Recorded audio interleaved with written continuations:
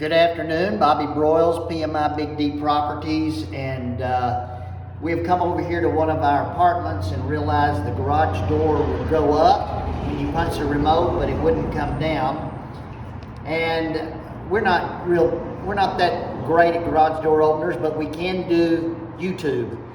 And so I just YouTubed what was wrong, and they let us know that it was the sensors that were wrong. And sure enough, we had one of the sensors that it was loose, and this nut and bolt had come off, and we can't find it anywhere. So we just hopped down to Home Depot, and we bought bought a butterfly nut and a bolt, and now we're hooking these back up on both sides.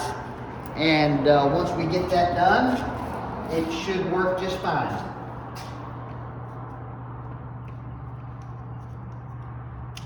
Slide that in there like that, put that through there.